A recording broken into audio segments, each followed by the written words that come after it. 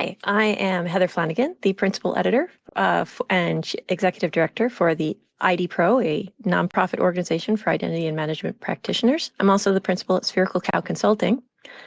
And wearing several of my hats, I spend a lot of time, arguably too much time, working with standards bodies like the W3C and the IETF, trying to make sense of how authentication, authorization, and identity are changing, because they're often changing in ways that feel like they're being decided for us in consumer IAM rather than with us. Now, my job is to keep a foot in both worlds, helping organizations navigate these technical shifts while also showing up at the room where the decisions are getting made. And today, I want to help you understand why browsers, yes, browsers, also known as user agents, have actually become the new gatekeepers of the customer login experience, and what that means for all of us working in consumer IAM. Now, once upon a time, not all that long ago, browsers were just glorified display engines. They were the windows to the internet. They, they just passed fields along. They didn't care who you were. They didn't remember what you typed, and frankly, they weren't expected to do anything else. They were just that passive conduits from cat videos to trackers to registration forms. Now, sure, we did have some browser drama. You all may remember that browser drama, Internet Explorer versus literally everyone else on the planet. That gave developers some serious headaches. But authentication, that was your problem. That was not the browser's problem. They were just passing stuff through. It really didn't matter. The thing is, that was then, and we're not in that world anymore. The idea that browsers should just show what we build, no questions asked, is gone. They are being required to care. They're required to care about privacy. They're required to care about regulation.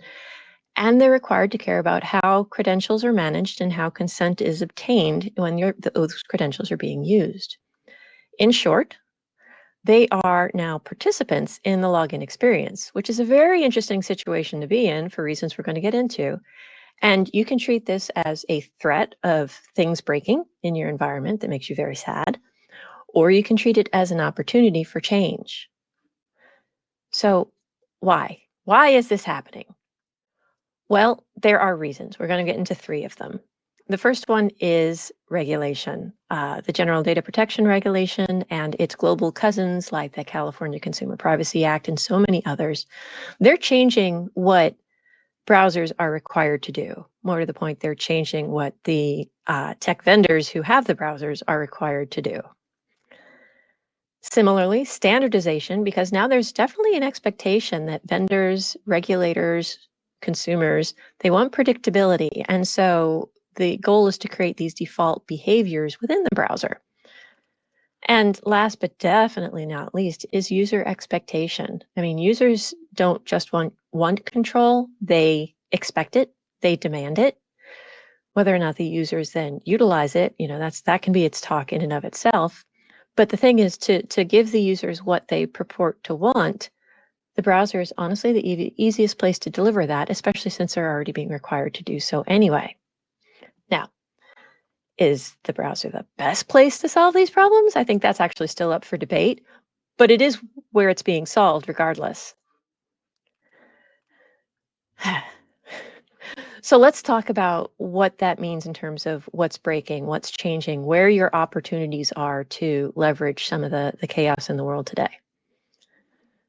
So, spoiler alert, a lot of what we've built assumes that browsers, again, are just those neutral pass-throughs, but these assumptions are shifting, and that opens the door to doing things a lot better. And this is not necessarily the bad news you might think it is, because that old experience where the browsers were just passing things through really did result in some disjointed user experiences. And we're being given a chance to fix that. We're being given a chance to fix what's been broken for a really long time. So this might be the push we all need to stop duct taping together login flows and actually make something better. So what's changing in the world of authentication? Because that's where I'm focused, right? I'm focused on what happens in that moment when you click login, or sign up or sign in, whatever that button is. What exactly is happening right at that point? Now, each item on this slide could absolutely be a talk on its own, but we kind of don't have time for that. So here's the short version. Come find me later if to go in depth on any of them. One thing that's changing is, of course, cookie deprecation, which is making traditional session management a little bit harder.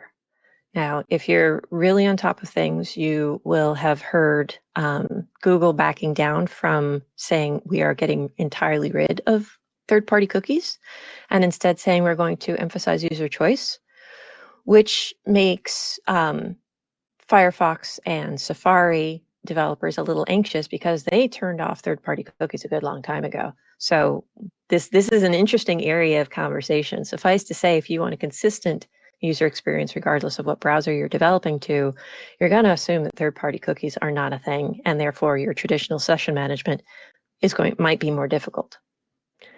The next thing that's changing is something called FedCM, which is the Federation Credential Management API. And that's an effort to standardize what the browser can do to offer the user a better account chooser, an account chooser that happens within, in the web experience, as opposed to anything in any particular SAML or OpenID Connect protocol or whatnot. Wallets, digital credentials, those are a pretty darn hot topic right now as well, and they are showing up in interesting places thanks to pressures from governments, from pressures from big tech companies that have, wallets like Apple does, like Google does. There are actually open source wallets out there that are very interesting, sort of third-party wallets. If you want to investigate that, I encourage you to look at the Cyros Foundation. They're doing some pretty cool work as well. And last but not least, the next thing changing in the authentication space are, of course, passkeys. They are changing how we authenticate users. Do not confuse them with digital credentials. Passkeys do authentication. They're really, really good at it. They don't pass along attributes or other information that would allow you to make an authorization decision. And if you are assuming everybody's authorized if they're capable of authenticating, that is what's called an anti-pattern, and you shouldn't really be doing that. It's bad practice. Now, passkeys the other thing I would say about passkeys are that technically, while the browser often helps trigger the passkey flow, especially on the web, the magic in them is actually happening at the platform level in the operating system or the hardware secured enclave on the device, but not the browser itself. From a consumer IAM and user experience perspective, it's all part of the same shift, though. We're looking at fewer passwords, more user-centric flows, and more complexity in how credentials are stored and accessed. Now, these changes are being driven by browser vendors and platform vendors alike. Some, like FedCM, they're solidly in the web browser. Others, like Passkeys, live deeper in the operating system, but the browser has a role in presenting them to the user. Together, they're reshaping what's possible for customer login experiences, and that means you. Yes, you. The teams building consumer IAM solutions have an opportunity to help shape what good looks like before it gets baked in by default. So now I'm going to show you some interesting mock-ups just to maybe put this a little bit more concretely in your reality. So this is a screenshot of what a sign-up flow still mostly looks like. Either the user enters an email or they click on one of the familiar buttons, sign in with Google, sign in with Apple, etc. Why do we do this? What's the real goal in this page? It's to get you that a verified email address. That thing that says, yes, this is now associated, this is a real address associated probably with a real person. But it's also forcing users to make some interesting identity decisions without any real context. And the browser has just been passing this back and forth. And that's something that the browser vendors are like, we could probably make this better if there was more context involved to help the user understand what they're being asked for, why they're being asked for. And therefore, if they have a whole bunch of different accounts, I have at least 7 that would show up on a list like this, that there's more choice and it's going to be more informed. So what does that mean? What does that look like? What it means is, as they say, an inflection point. There's a fork in the tracks we've got in front of us. We can build towards a standardized, user-centric, interoperable ecosystem where every login feels seamless and makes sense to the user, and they're not being, bludgeoned with more pop-up windows than they know what to do with. Or we can end up with fragmentation, different flows, inconsistent expectations, and a little bit more work for everybody. This is not an inevitable, direction. The more we coordinate now, the better the experience will be for users and also for the teams actually building these systems. The difference between how you get from track A to track B depends on who's sitting at the table helping design the specifications. So who's there ready to test the ideas that the browser developers are coming up with to make sure they actually fit their design fits your reality. So I'm going to talk a little bit about FedCM because that's the one I'm most familiar with at this time. It's the one I know best. The Federated Credential Management API is being developed and discussed within the W3C in the Federated Identity Working Group and the Community Group. I am co-chair of both. The Community Group, by the way, is free to join. The Working Group, which ultimately controls what actually gets in the specification, does require W3C membership.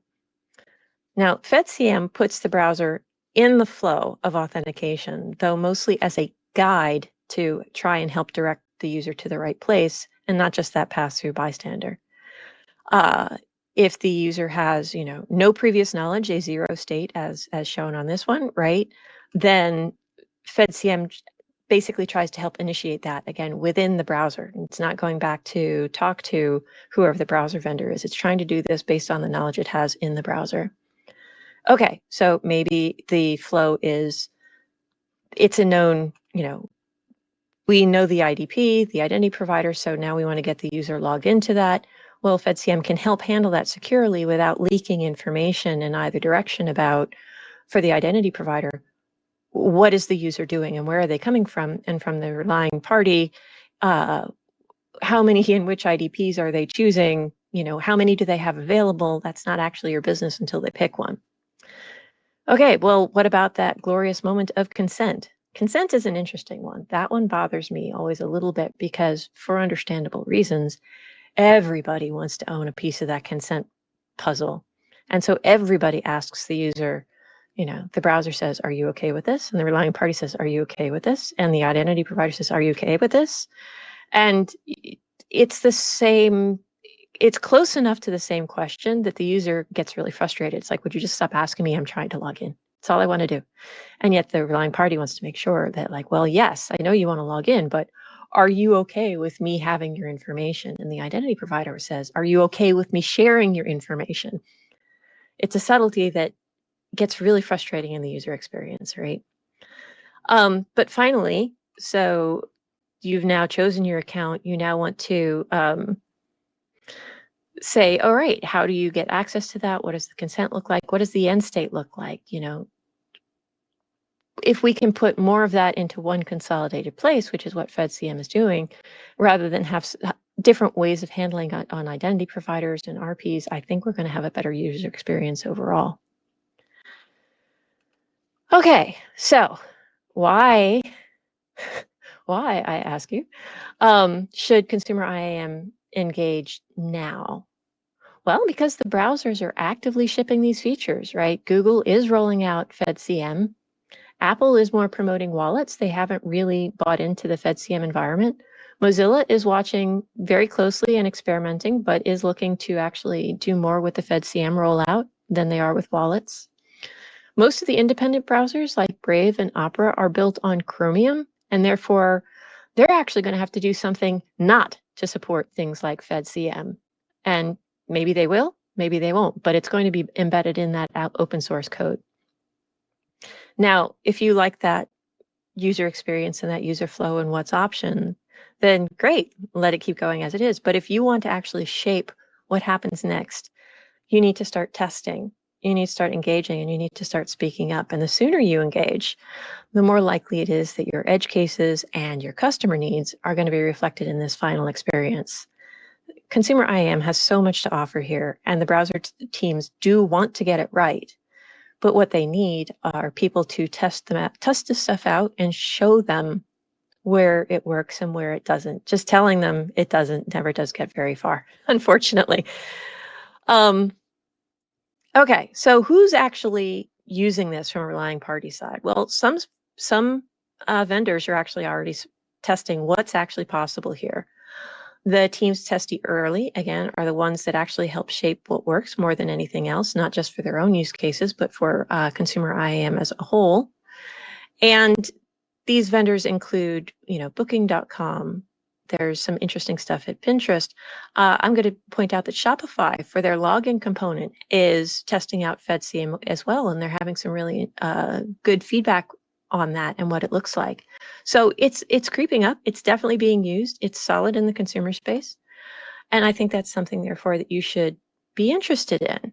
That you should be involved in building the best practices and not just reacting to them later. So there's my question, right? The next big shift in authentication isn't like this distant thing that's going to happen someday. It's actually already happening now. And it's such an opportunity for this industry because these changes are, while they're rolling out, they're still in early days. Standards are being written, but they're still drafts. The interfaces, the mock-ups, the user experience, they're still being iterated, they're still being refined, and the user journeys are still somewhat flexible. The decisions you make now on all of this about what to test, where to provide feedback, and how to support your customers are going to directly influence how authentication improves across the entire ecosystem. And, you do still have time to explore what these changes mean for your product, time to test out new APIs, new credential types, and time to make sure that what's being built in the real world meets your needs and isn't just this idealized flow from someone who's working at it from a completely different perspective in the browser as opposed to the perspective of working directly with the consumer. Now, I'm not saying you have to be everywhere to get involved with all of this, but you do have to pick something. If you pick even one area to engage with FedCM, with Passkeys, with wallets, you're going to be helping steer the whole user experience into a much better direction. And with that, I want to say thank you. Thanks for sticking with me through what I know is a very complicated and character building topic. If nothing else, I hope this talk convinces you to participate more, that browser-driven authentication isn't something to just hope comes out okay in the end, or that you're okay with being surprised by. If I've inspired you to actually get a little bit more involved in the standards development part of it, I think I will have done a good thing. Thank you very much for your time.